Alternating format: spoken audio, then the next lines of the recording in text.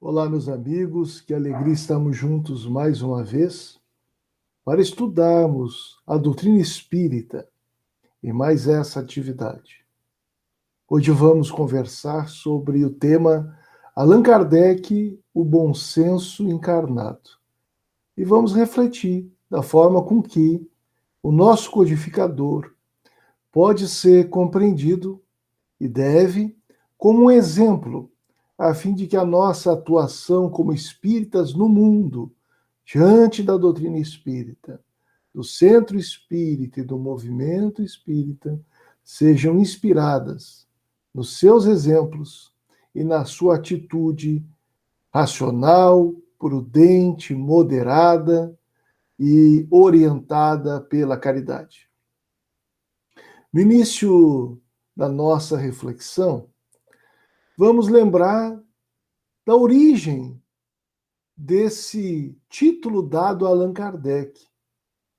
Quem trouxe essa referência foi o astrônomo francês Camille Flammarion, autor de vários trabalhos científicos no campo da astronomia e dedicado às investigações psíquicas ou dos fenômenos espirituais anômalos à ciência materialista, ao tempo de Allan Kardec, também membro da Sociedade Parisiense de Estudos Espíritas, e que, inclusive, atuou como médium, colaborando com obras como a Gênese.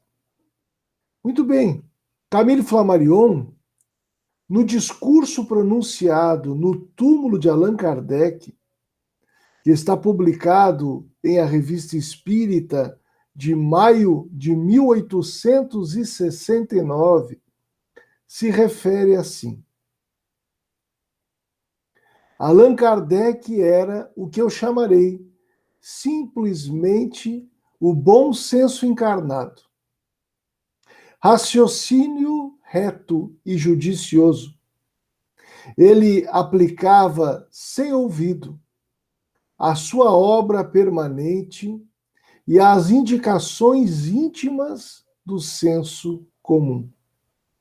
Aí não estava uma qualidade menor na ordem das coisas que nos ocupam. Era, podemos afirmar, a primeira de todas e a mais preciosa, sem a qual a obra não poderia tornar-se popular, nem lançar no mundo as suas raízes imensas.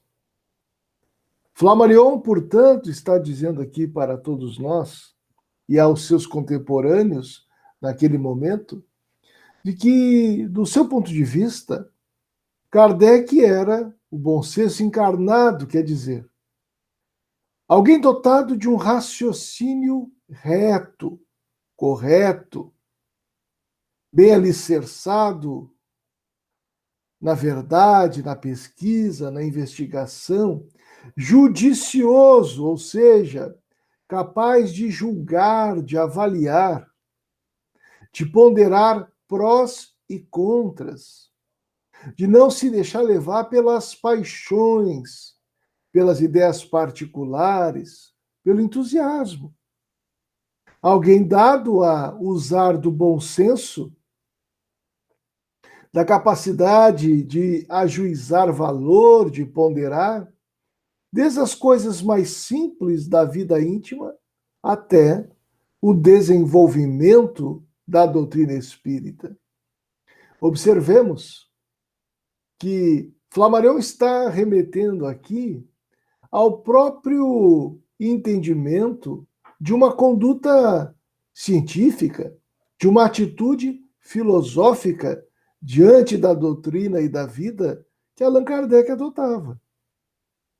Então, considerar o mestre lyonês como bom senso encarnado demanda a referência a esse ilustre astrônomo francês que deu sua cota de contribuição sobre a pesquisa psíquica em várias obras doutrinárias, muitas delas publicadas pela Federação Espírita Brasileira, que nós encontramos em português. Eu destacaria Deus na natureza, onde ele faz uma análise dos indicativos da existência de Deus a partir de características da natureza. Muito bem. E aqui ele tem ensejo de lembrar-nos como ele via o próprio Allan Kardec. Bom senso. Alguém dado a analisar com criticidade. Alguém dado a ajuizar de maneira ponderada, prudente, sem pressa, sem paixões. Um raciocínio, entre aspas, frio, muito próprio do método e da perspectiva da ciência. Seria oportuno buscarmos o entendimento na filosofia do que é o bom senso. E o notável filósofo René Descartes, que escreveu uma obra que é a base da forma com que o conhecimento científico se estabelece após a Revolução Científica, vai dizer que bom senso é o poder de bem julgar e distinguir o verdadeiro do falso, que é propriamente o que se chama bom senso ou razão. Então nós podemos compreender que Camille Flammarion está se referindo a Allan Kardec como a própria razão encarnada. Não é pouco dizer isso em um século de luzes, de avanços intelectuais, de investigação acadêmica, de revolução científica e filosófica, nomear alguém como o bom senso encarnado ou como a razão encarnada. Porque era um grande valor, era algo muito importante na esteira do pensamento iluminista do século XVII, na Revolução Científica, século XVIII, e também herança do pensamento iluminista, que se, na verdade, no século XVIII vai florescer o pensamento iluminista. Os homens vão buscar a libertação do pensamento dogmático, teológico, e através da filosofia, tanto quanto da manifesta Revolução Francesa, estabelecer uma liberdade de pensar que cria ambiência intelectual que favorece o aparecimento não somente do fenômeno espírita, mas especialmente da construção da filosofia espírita que coube a Allan Kardec e aos espíritos superiores. Então, Allan Kardec era alguém dotado de tal razão que chegou a ser nomeado por Camille Flammarion como o bom senso. Daí, meus queridos amigos, meus queridos irmãos, resolvemos buscar em alguns textos de Kardec, são vários, não só nas obras mais conhecidas, mas especialmente em A Revista Espírita, são vários os textos que demonstram o bom senso de Allan Kardec. A mente arejada, a consciência iluminada pelo conhecimento das leis do mundo invisível, das leis morais da vida. E que tornam evidente que essa nomeação feita por Camille Flammarion é muito justa. Escolhemos alguns a respeito dos quais vamos compartilhar algumas reflexões singelas junto com os companheiros queridos. O primeiro deles, me refiro a um manuscrito, está escrito de próprio punho por Allan Kardec, e nesse manuscrito que está presente no portal do projeto Allan Kardec, que guarda uma série de documentos históricos do codificador, um portal que consiste em um projeto da Universidade Federal de Juiz de Fora, no estado de Minas Gerais, com várias instituições parceiras, como o próprio Museu Allan Kardec Virtual, o ACOL, também o CDOR da Fundação André Luiz, que cedeu paulatinamente materiais de Allan Kardec que estavam de posse de Canuto de Abreu ou da sua família. Nesse material nós encontramos indicados um dia, assistimos uma palestra do professor Humberto Coelho, ele faz referência a esse material, e buscamos no portal Allan Kardec. Trata-se de um manuscrito que Allan Kardec define ele próprio, talvez para divulgação, talvez para algum órgão de imprensa, não sabemos ao certo. O que nos interessa aqui é buscar na tradução desse manuscrito como Allan Kardec se via, para reforçar um pouco mais as evidências de que o nobre codificador era alguém entregue ao bom senso. A sua atitude descrevendo o seu trabalho também revela isso.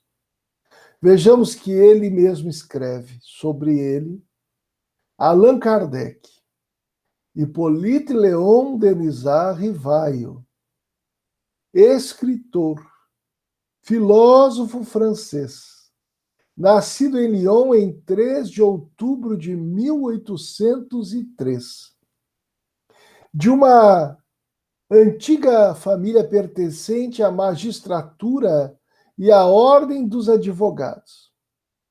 Embora filho e neto de advogados, ele não seguiu a mesma carreira e cedo se dedicou ao estudo das ciências e da filosofia.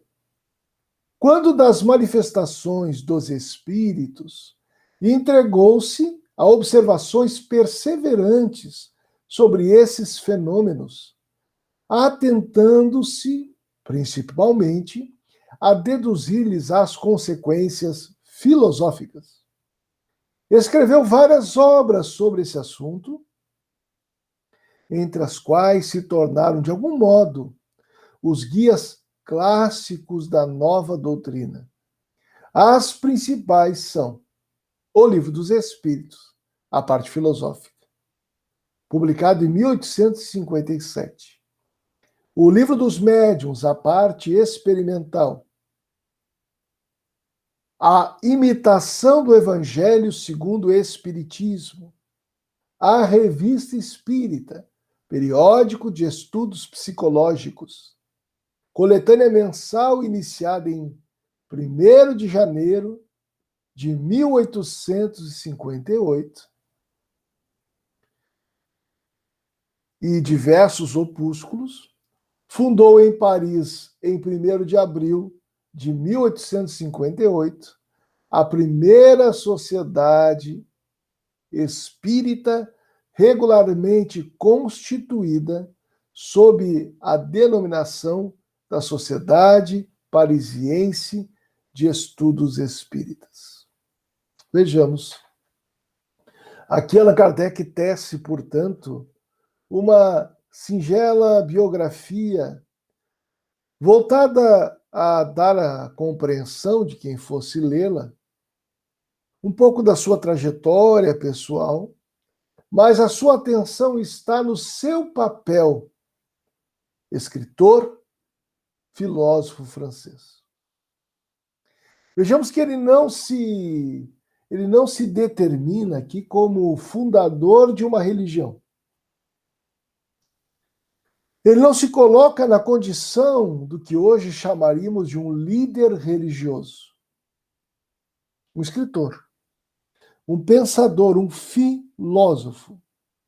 E aí lembramos o sentido etimológico da palavra filósofo, que diz respeito àquele que ama a sabedoria. Sabedoria essa ditada, diríamos nós, pelos espíritos superiores e que num trabalho de colaboração interexistencial, como um dia se referiu o professor Herculano Pires, vamos ter a doutrina espírita em nossas mãos, fruto de um trabalho e de entrega de uma vida de Allan Kardec em colaboração ativa junto aos espíritos que, a serviço de Jesus, trouxeram a doutrina espírita para a Terra, essa revelação das leis morais da vida. Mas aqui está, novamente, o bom senso kardeciano. Não se apresenta como alguém predestinado, não faz uma narrativa a ponto de impressionar os seus pares, não faz uso de um marketing pessoal. É algo simples, direto, objetivo. Seu trabalho era de escritor e de filósofo ante a doutrina espírita. Muito bem. A razão aí de novo. Não se trata de uma razão que inibe os valores do coração. Não, a razão que dialoga com uma moral, com uma ética que se pauta naturalmente, conforme apresentaram os Espíritos, na mensagem de Jesus, no seu Evangelho. A proposta da doutrina espírita é, sim, de uma filosofia de bases científicas e implicações ético-morais ou religiosas. Não vinha constituir a si própria em mais uma religião disputando o mercado de seguidores, mas de uma doutrina filosófica de consequências morais ou religiosas que poderia constituir a aliança, inclusive, entre a ciência e a religião, divorciadas por conta do extremismo no campo religioso que leva ao fanatismo nas posturas dogmáticas e à violência, e no extremismo no campo científico, que estabelece um dogmatismo da razão, negando-se a outras formas de produção e construção do conhecimento.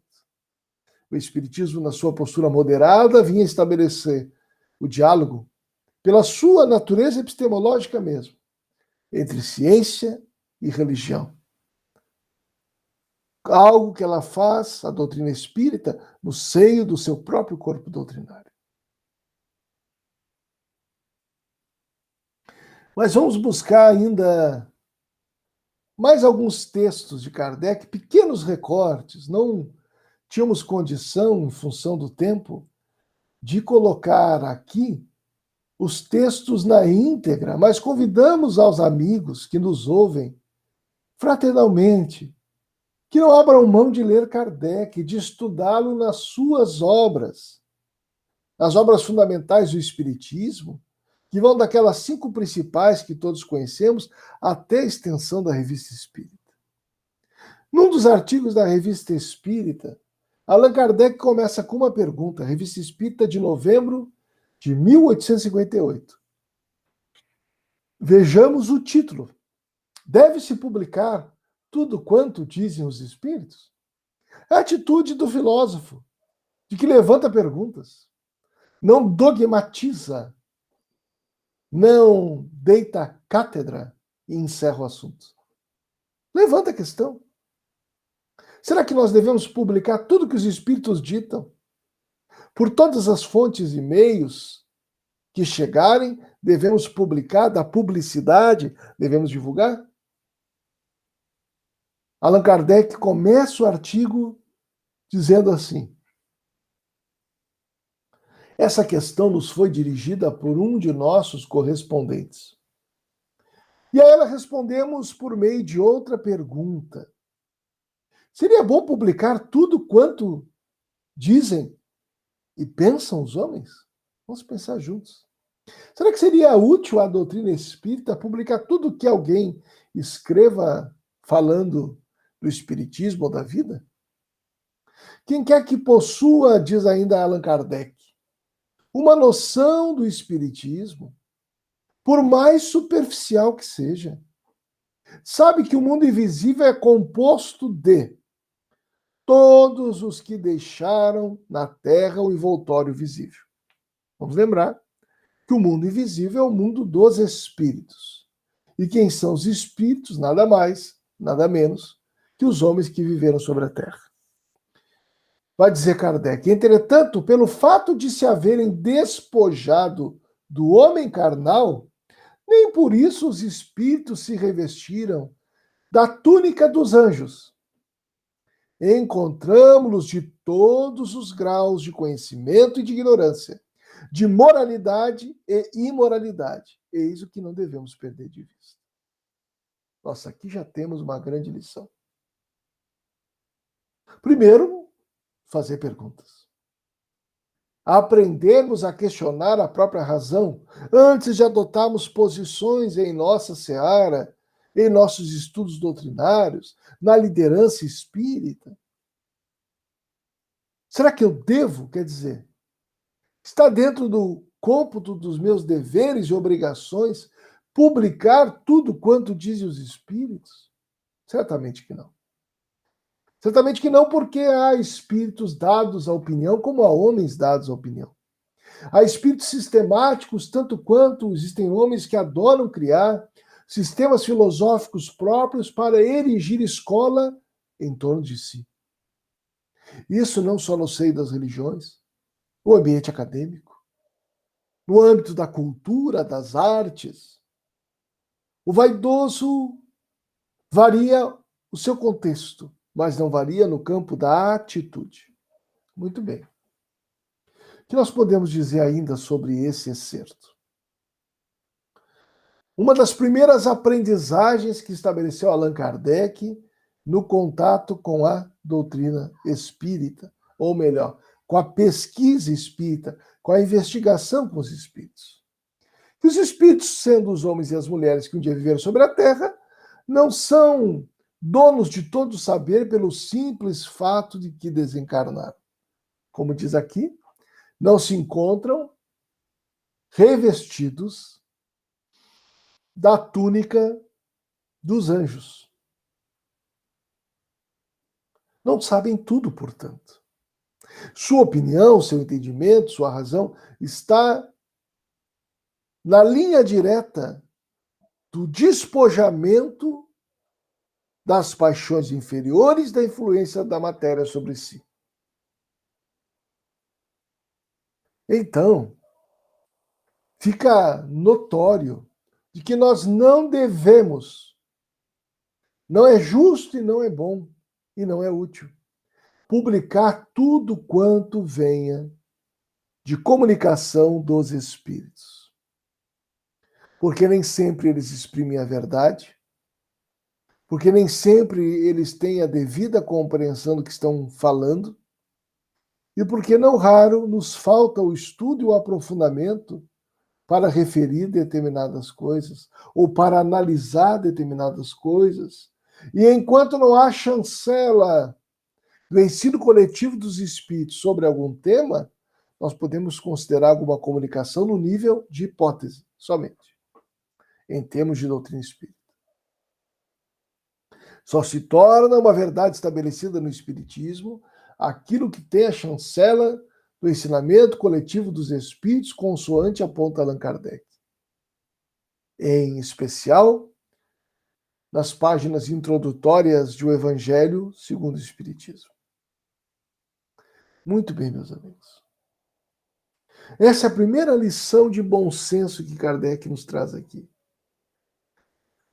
Devemos ser cautelosos com as publicações dos ditados mediúnicos, para evitarmos simplesmente aderirmos a compreensões equivocadas, a novidades e modismos que vão desnaturar para as pessoas mais simples ou ainda não apropriadas de um entendimento profundo da doutrina espírita, o que seja o espiritismo.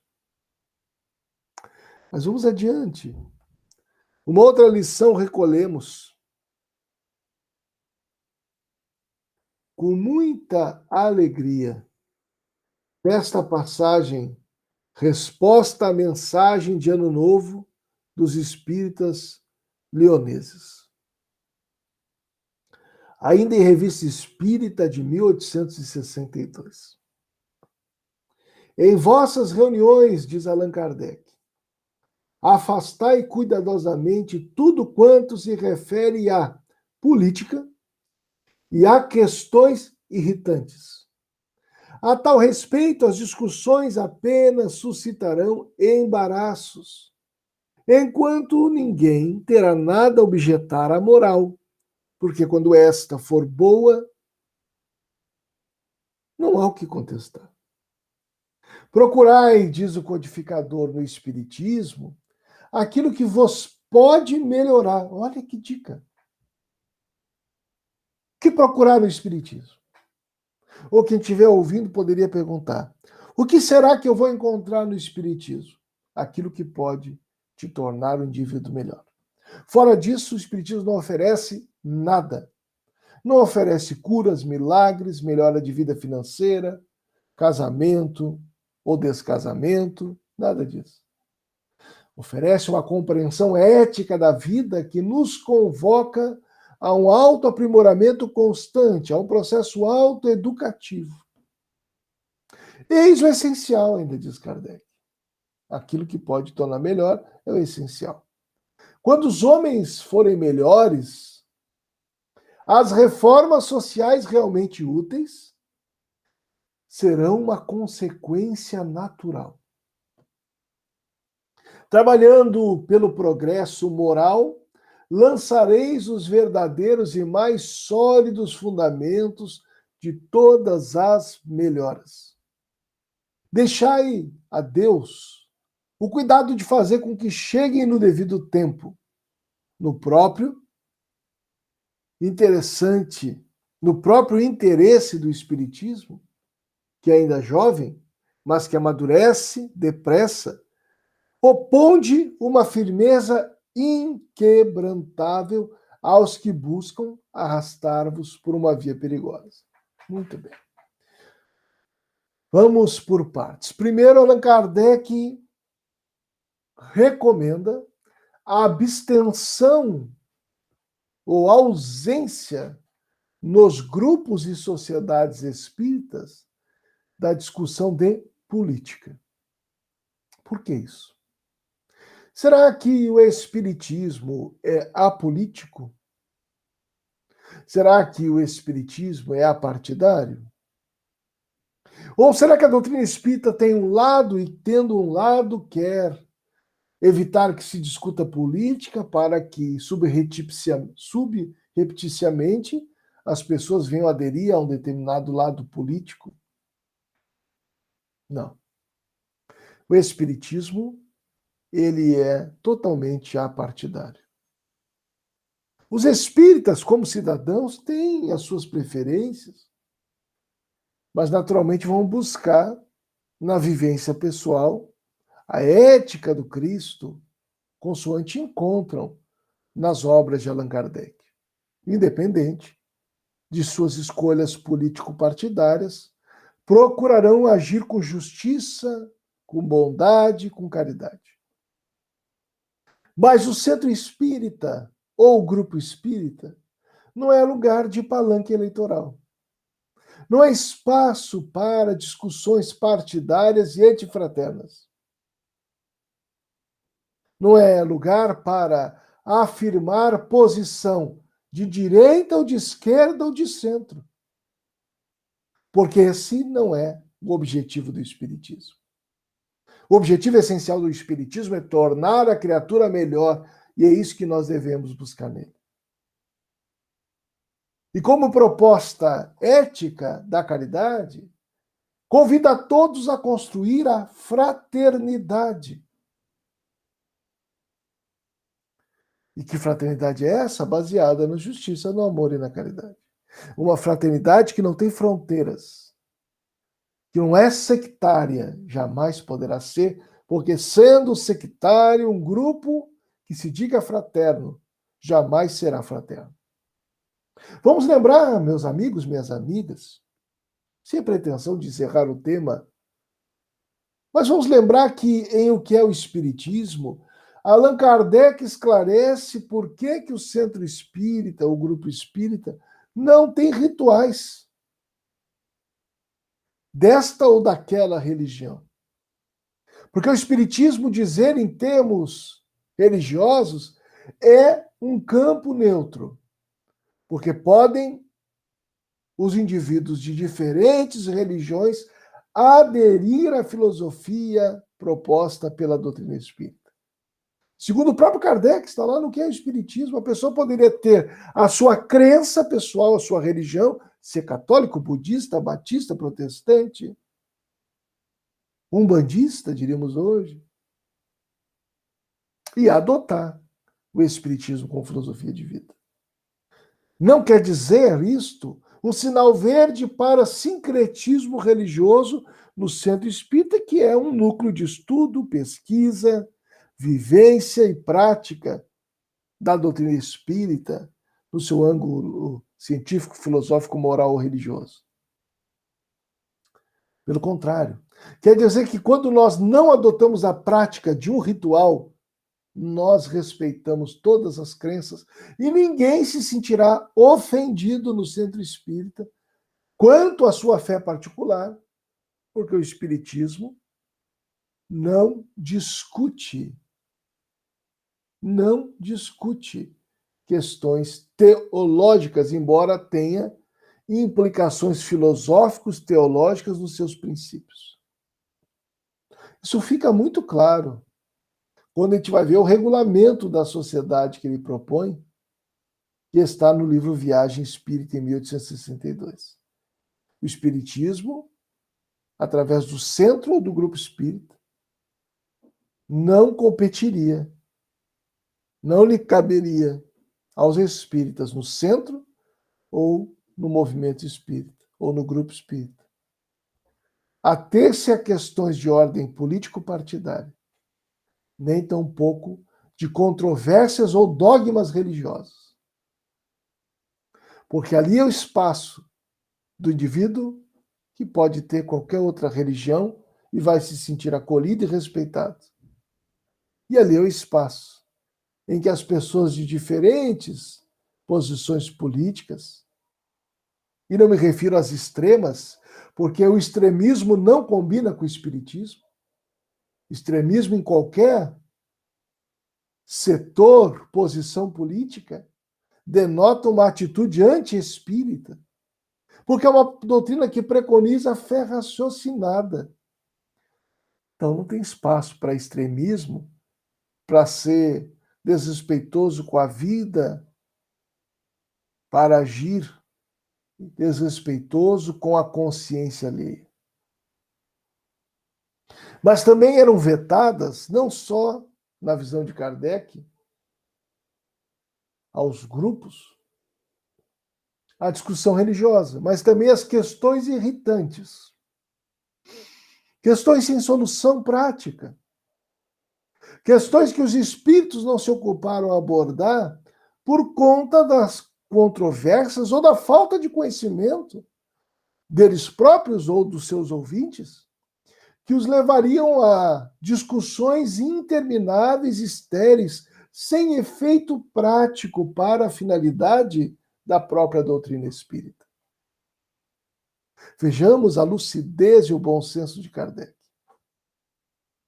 No momento em que o espiritismo não dá espaço para se tornar partidário, ele não tem perigo de tornar-se o formador de diversas seitas, de dissidências, como ocorrera com o cristianismo. Na medida que o espiritismo não se ocupa de questões em que a razão não dá conta, em que não é possível ser claro na sua investigação, preciso, objetivo, em que a opinião ela é por demais controversa e sem convergências, o espiritismo não se ocupa desses temas. Não é pela fuga de ser a doutrina espírita a possibilidade de pautar as verdades espirituais da vida. Pelo contrário, é que para preservar seu patrimônio moral e espiritual, o espiritismo não adere a modismos, a invencionices.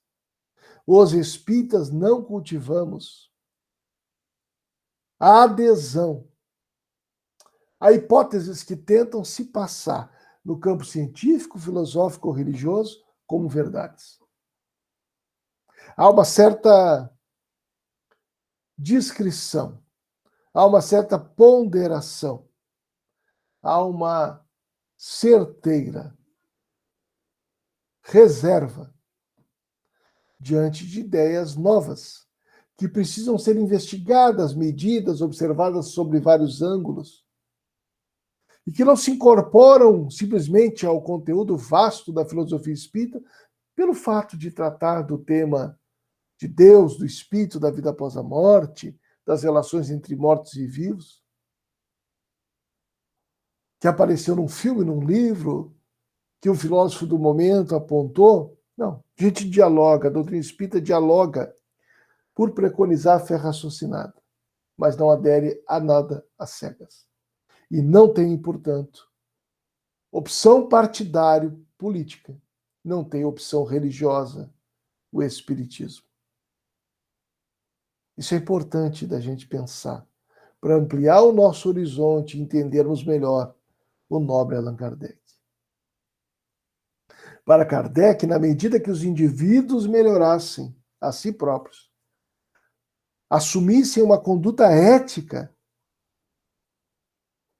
as reformas sociais se dariam paulatinamente por efeito próprio da força das coisas, por conta da lei de evolução.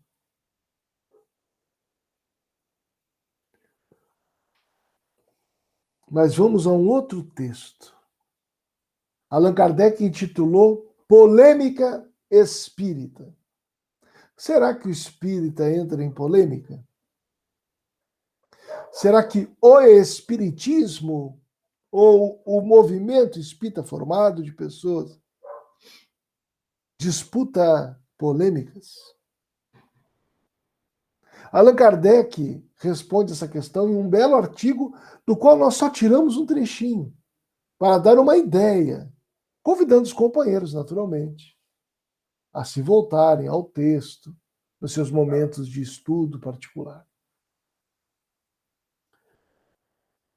Escreve Allan Kardec. Perguntaram-nos muitas vezes por que não respondíamos em nossa revista aos ataques de certas folhas ou folhetins contra o espiritismo em geral. Contra os seus partidários, quer dizer, os adeptos, e por vezes contra nós, contra o próprio Kardec. Tinham artigos que ofendiam, tentavam denegrir a moral, a conduta de Allan Kardec. Diz ele: cremos que em todos, ou melhor, cremos que em certos casos é o silêncio a melhor resposta. Além do mais, há um gênero de polêmica do qual tomamos por norma nos abstermos, quer dizer, não participarmos. A que pode degenerar em personalismo. Isto não só nos repugna, como nos tornaria um tempo que não podemos, tomaria um tempo que não podemos entregar inutilmente. Além de ser muito pouco interessante para os nossos assinantes, para os nossos leitores. Vejam só. Que assinam a revista espírita para sua instrução e não para ler diatribes mais ou menos espirituosas. Ora, uma vez nesse caminho, difícil seria dele sair. Por isso preferimos nele não entrar. Parece-nos que com isto o Espiritismo só teria a ganhar em dignidade. Até aqui só temos que aplaudir a nossa própria moderação, da qual não nos arredaremos, jamais daremos satisfação aos amantes de Escândalos. Revista Espírita, novembro de 1858. Observemos quanto conteúdo aqui. Primeiro, Allan Kardec esclarece por que ele não entra em polêmicas. Porque muitas delas, para ele, a resposta mais adequada é o silêncio. Por que o silêncio? Porque há pessoas que não param uma polêmica, que vão discutir e ocupar o tempo das outras. Porque há periódicos, jornais, que não estão comprometidos com a verdade e que vão apresentar discussões que vão afastá-lo do caminho da prudência, do bom senso e da própria moral espírita. Então, não faz sentido adotarmos determinadas polêmicas como uma forma de lidarmos com a doutrina espírita, com os questionamentos que nos chegam. Seja em nossos grupos de estudo, em nosso trabalho doutrinário no centro e no movimento espírita, há que se escolher que lutas que interessam ao espírito mortal que quer crescer para Deus, que quer avançar na senda do progresso. E não simplesmente usar um crachá de eu sou espírita, eu participo de um centro do movimento. Não. Nosso propósito é educar-nos a alma, tornarmos-nos criaturas melhores. Então vejamos. Há polêmicas que não valem a pena. Mas Kardec avança na reflexão.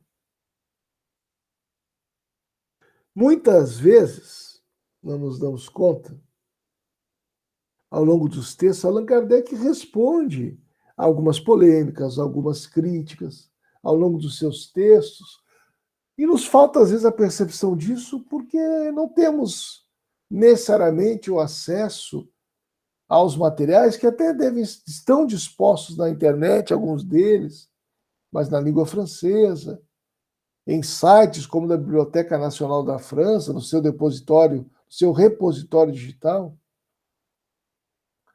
E aí, às vezes, nos falta compreensão, talvez por não estudarmos ainda como devemos e poderemos a revista espírita, de quanto o espiritismo era atacado, perseguido, maldito, chamado de loucura por uns, ignorância por outros, ou coisa do diabo. E Allan Kardec respondia a essas questões, que ora apareciam nos sermões, ora na imprensa espírita, com bom senso, com clareza teórica, com base nos argumentos que recolhia, não só na sua formação pessoal, filosófica, cientista ou científica, mas também alicerçava-se na sua atitude cristã, na caridade. E aí, nem tudo vale a pena ser discutido, mas muita coisa merecia ser esclarecida. Adiante, fica claro, no próprio texto de Kardec, de que ele diz que há polêmicas e polêmicas. Aquelas que diziam respeito a agredi-lo é próprio dessas pessoas que amam os escândalos e não vale a pena discutir. Aquelas que feriam a doutrina, ele procurava esclarecer de público nos jornais, que era o canal de comunicação à época. O canal preponderante de difusão de ideias e opiniões.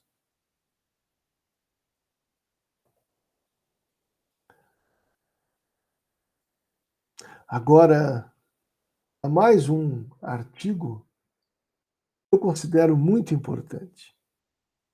Um pequeno trecho do livro Viagem Espírita em 1862. Nele, Allan Kardec faz um discurso, entre outras ponderações, que traz aos espíritas que visitou de diversas cidades, no seu período de férias, às próprias expensas, dedicou-se a orientar o movimento espírita nascente, conforme o convite que recebera. Jamais Kardec se convidava a coisa alguma. Não aparece isso em momento algum nas suas obras, nem na revista espírita. Ele era convidado, se organizava, fazia uma temporada de visitação para dar orientações a esses grupos, responder dúvidas e também conhecer o movimento espírita. O discurso terceiro, pronunciado nas reuniões gerais dos espíritas de Lyon e Bordeaux, falando sobre as táticas dos adversários do espiritismo nos dois planos da vida, que especialmente é de nos dividir, de nos colocar em oposição uns com os outros, ele vai nos trazer à lembrança a importância da caridade. Porque os conflitos são inerentes à vida humana. Onde tem gente, tem conflito. Onde tem gente, há desafios de comunicação, de compreensão mútua, de cooperação. E aqui ele vai dar o recado sobre as dissidências e antagonismos nos grupos ou entre grupos, nas sociedades e entre sociedades. Se entre vós há dissidências, há causas de antagonismos, se os grupos que devem todos marchar para um objetivo em comum, que nós temos muito claro, o objetivo do Espiritismo é destruir o materialismo e dar clareza para a criatura humana da sua natureza espiritual. Muito bem. Então, esses grupos têm que marchar para o mesmo objetivo. E se eles estiverem divididos, diz Kardec, eu o lamento. Lastimo muito. Sem me preocupar com as causas, sem examinar quem cometeu os primeiros erros, e aí já vou comentar. Não interessava para Kardec qual era a causa de uma dissidência, de uma briga num centro, num grupo,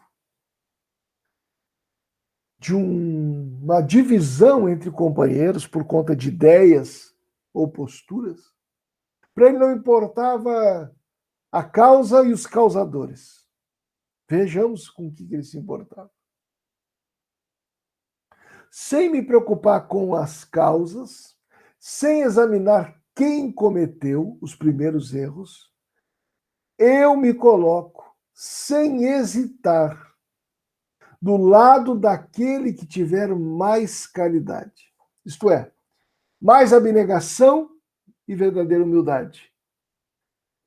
Pois daquele a quem falta a caridade está sempre errado, assistido embora por qualquer espécie de razão, pois Deus maldiz quem diz ao seu irmão raca, quer dizer, quem chama de louco, quem ofende o seu irmão. Então, em qualquer conflito, em qualquer dissidência, em qualquer separação, Kardec estaria do lado de quem agisse com caridade em relação ao outro. Daria razão a quem fosse mais caridoso com o oponente no campo das ideias. Que lição! Kardec não tomava partido. Que lição às lideranças espíritas, aos dirigentes, a nós trabalhadores. Não cabe tomar partido deste contra aquele. Não cabe nutrir dissidências.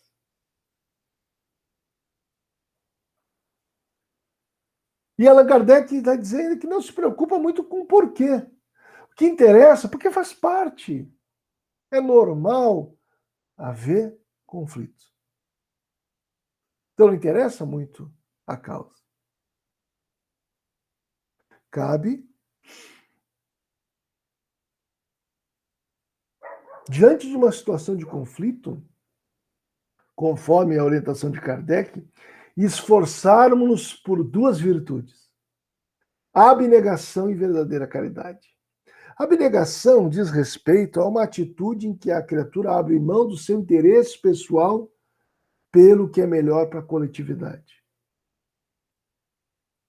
E não busca lucro material ou moral, que não busca retorno nem em reconhecimento, mas que serve pela alegria de servir, age pela caridade mais desinteressada, que é o alto grau, ou que é a virtude, o seu alto grau. Caridade, abnegação, abrir mão de qualquer benefício e servir sem interesse premeditado. Quem agir assim está com a razão. Quem agir assim, Kardec estaria ao lado. Humildade verdadeira, não é humildade teatralizada em falas que são falsas, de um quem sou eu, imagine, não. Pobrezinho de mim, não tenho valor algum, não. Não é isso. A humildade é ter consciência de que nós não somos mais do que somos, dos nossos limites, das nossas imperfeições e do nosso lugar na grande cadeia de solidariedade que une todos os seres na vida. Nem mais, nem menos. Saber que a nossa atuação e o impacto da nossa atuação é muito limitado, mas fazemos o melhor a partir de onde nos encontramos. E por fim, não cabe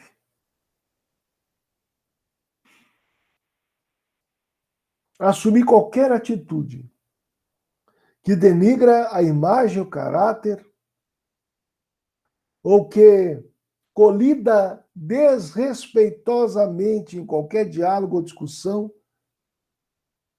com a opinião de alguém. A humildade demanda respeito ao próximo. A caridade se encerra na justiça preconizada numa regra muito bem apresentada por Jesus de Nazaré. Façai aos outros o que gostarias que os outros vos fizessem. Se agirmos assim, estaremos agindo consoante às orientações do nobre Allan Kardec. Se estivermos divididos, somos dignos de lamentação da espiritualidade superior. Mas ante conflitos e posições distintas, ideias antagônicas, não sejamos nós antagonistas de nossos irmãos. Não construamos abismos nos relacionamentos interpessoais. Façamos o nosso melhor, voltados à felicidade da coletividade a partir do local em que o Pai Celeste nos situou. Aí está Allan Kardec, o bom senso encarnado. O maior e mais belo traço de exemplificação do Espiritismo.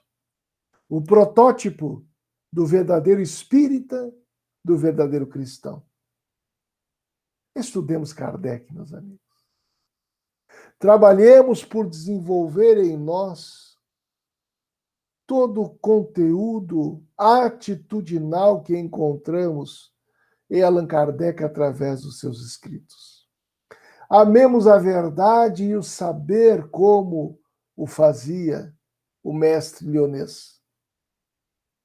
E procuremos, da nossa parte, irmanados no ideal que engrandece as nossas vidas. Desenvolvermos atitudes reflexivas, desapaixonadas, sensatas, de forma a compartilharmos com os nossos irmãos de caminhada não somente uma leitura do Espiritismo, uma compreensão intelectual da doutrina, mas especialmente que as nossas ações traduzam efetivamente tudo quanto o Espiritismo nos traz em nossas vidas. Dessa forma, encerramos repetindo as palavras de Amaral Ornelas através da mediunidade de Chico Xavier, na sua homenagem a Allan Kardec. Trouxeste Allan Kardec a longa noite humana, o Cristo em nova luz, revivecida aurora, e onde estejas serás eternidade afora, a verdade sublime em que o mundo se irmana. Em teu verbo solar a justiça se ufana, de aclarar consolando o coração que chora. A fé brilha, o bem salva, a estrada se aprimora, e a vida, além da morte, esplende soberana. Escuta a gratidão da terra. Em toda parte, a alma do povo freme e canta ao relembrar-te a presença estelar, a vitória serena. Gênio, serviste, herói, exterminaste as trevas. Recebe com Jesus na glória que te elevas, nosso preito de amor nos tributos da história. Muita paz, meus caríssimos amigos, meus queridos irmãos.